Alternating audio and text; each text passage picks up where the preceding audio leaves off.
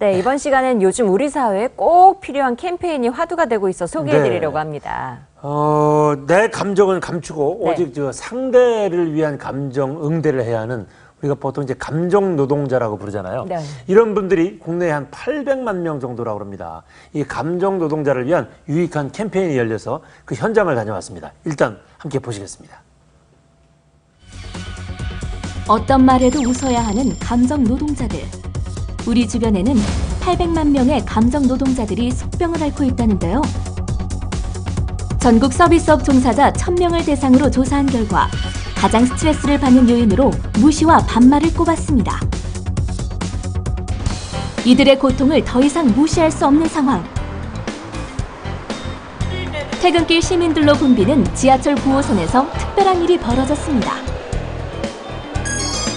지하철 9호선 역무원들이 자발적으로 나선 감정 노동자들에게 감사함을 전하는 캠페인인데요. 감정노동 힐링 3년 캠페인은 저희 글로벌사이버대학교와 지하철 9호선 관계자분들이 실제 감정노동 근로자들 분들에게 감사와 사랑의 메시지를 전하고자 하는 캠페인을 진행하고 있습니다. 퇴근길 발걸음을 재촉하던 시민들도 가던 길을 멈춰섰습니다. 지하철 역무원들과 수많은 감정 노동자에게 평소에 하지 못했던 감사와 응원의 메시지를 남기는데요. 감정 노동자들에게 필요한 건 바로 사람들의 따뜻한 미소와 말 한마디겠죠? 매일 감정 노동을 하고 있는 터라 고객분들 대할 때 좀 상처받는 일이 많았거든요. 이런 캠페인을 통해서 인식이 좀 많이 개선되었으면 좋겠고 우리 서로가 좀 존중하는 문화, 그리고 배려하는 문화가 좀 정착되었으면 좋겠습니다. 캠페인을 통해서 스트레스에 대해서 다시 생각할 수 있는 시간이 되어서 좋은 것 같고요. 조금 더 깊이 알아봐야 될 것 같아요. 감정 노동 캠페인은 지난 6월 서울의 한 대학병원에서 처음 시작됐습니다. 병원에서 근무하는 의사 간호사들도 모두 감정 노동자, 환자와 보호자들도 함께 참여해 따뜻한 공감을 나누는 시간을 가졌는데요.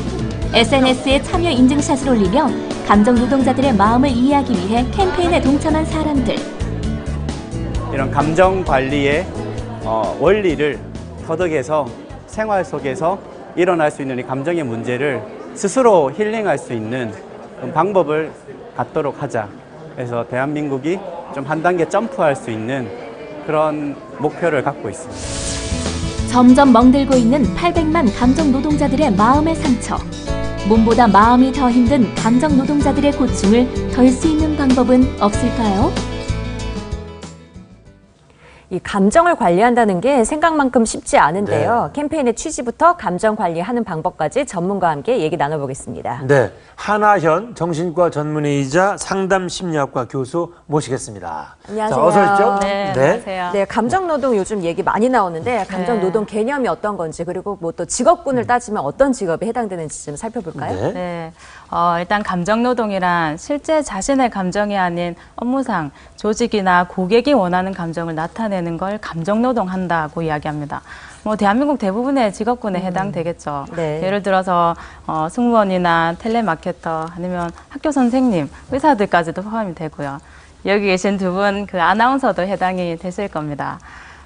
우스갯소리로 대한민국에서 감정노동 관계가 가장 심한 관계가 시어머니, 며느리라는 그런 농담도 하는데요. 네. 어쨌든 어떤 직군이든 간에 자신의 감정을 잘 돌보지 못하면 감정이 노동이 되고 노동이 스트레스가 되어버립니다. 네. 어떻게 보면은 사실 우리가 사회생활하면서 혼자 사는 게 아닌 이상은 이 감정 노동자 아닌 사람은 없는 것 같기도 해요, 사실은. 네, 맞습니다.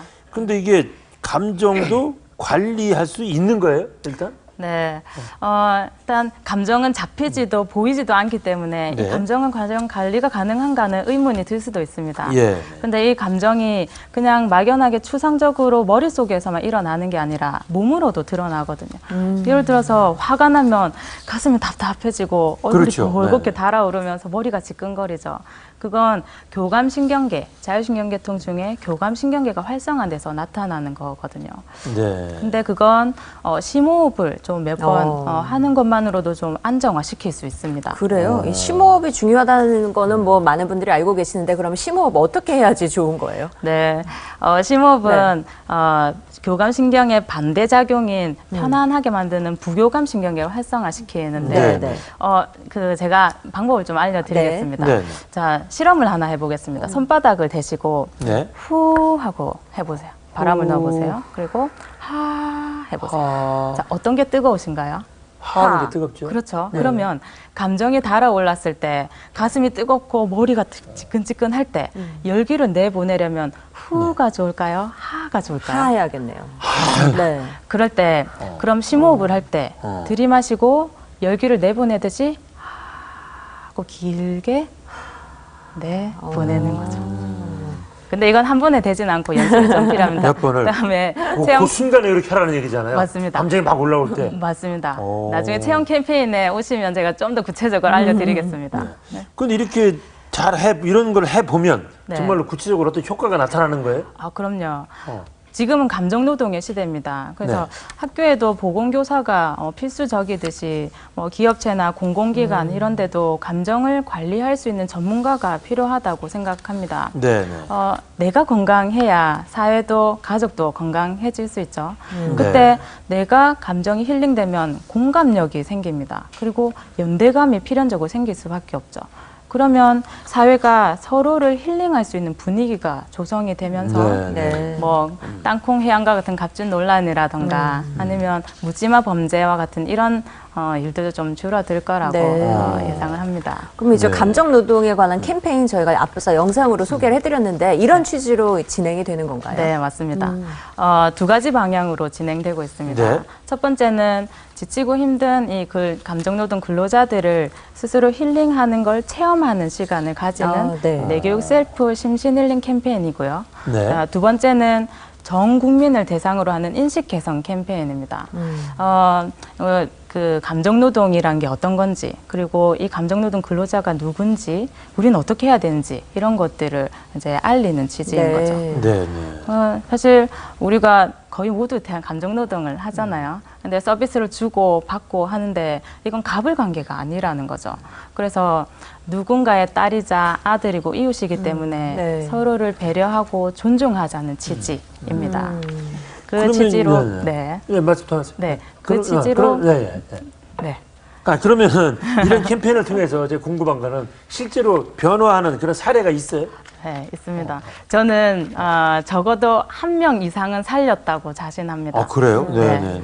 제가 상담하는 곳으로 한 분이 찾아오셨어요. 예. 여성분이고 콜센터 직원이셨습니다. 아, 콜센터. 네. 네. 근데 그분이 이제 몇 달 전에 힐링 캠페인에 참여하면서 스스로 힐링하는 시간을 가졌었던 거죠. 네. 근데 그분이 쪽지를 하나 내미신 거예요. 그 쪽지가 네. 알고 보니까 유서였습니다. 유서. 그 힐링 캠페인 참여할 당시에도 그 유서를 가지고 다니셨다고 해요. 근데 네. 하시는 말씀이 그 캠페인에 참여하면서 뭔가 기분이 조금 달라지기 시작하면서 그 뒤로 점차 달라져서 우울증이 호전돼서 이제는 이 유서가 필요 없을 것 같다고 오. 감사하다고 너무 보람을 많이 느꼈을 것 진짜 같아요. 보람 있는 일이네요. 그야말로 인식의 변화가 생긴 건데 지금 이제 시청하고 계신 시청자분들은 함께 참여를 못하니까 시청자분들을 위해서 감정을 좀 잘 관리할 수 있는 팁 같은 거 있으면 좀 알려주시겠어요? 네. 간단하게 한 4가지 정도 팁을 알려드리겠습니다. 네.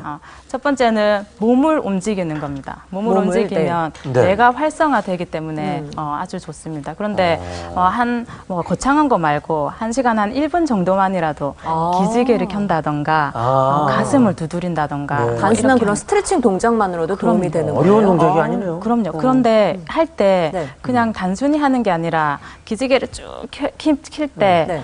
그 부위, 어깨나 뭐 늘어나는 옆구리 부위, 네. 몸의 감각을 집중하면서 하면 한 번에 기지개를 키더라도 효과가 전혀 다릅니다. 운동에 집중하면서. 그러니까 왜 네. 우리가 운동할 때 뭐 스마트폰 하거나 뭐 신문 보면서 하지 말고 그 운동을 그러니까 느끼면서 하라고 그렇죠. 하잖아요. 네. 그게 똑같은 말이군요. 맞습니다. 또 두 번째는요? 네. 두 번째는 아까 말씀드린 호흡을 조절하는 법입니다. 그리고 호흡을 조절하면 몸과 마음이 편안하게 이완이 되거든요. 네. 그리고 세 번째는 네.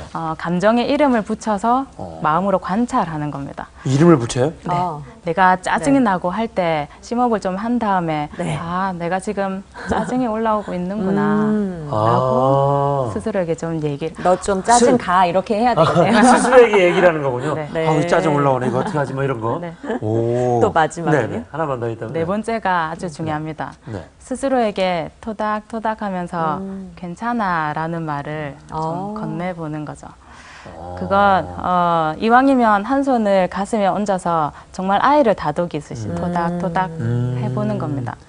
듣는 내와 말하는 내는 다르거든요. 그래서 자신에게 그렇게 얘기할 때 정말 마치 누군가가 나를 위로해 주는 것 같은 그런 느낌을 받으면서 정말 마음이 좀 편안해지실 겁니다. 스스로를 좀 많이 사랑해 줘야 요거는 좀 되겠어요. 해야 되겠네. 좀 화가 날 때. 괜찮아 하면서. 괜찮아. 네. 힘든 일 있을 때. 그런데 괜찮아, 괜찮아. 좋은 방법이에요. 느낌을 실어야 되나? 괜찮아. 아, 진짜. 진짜.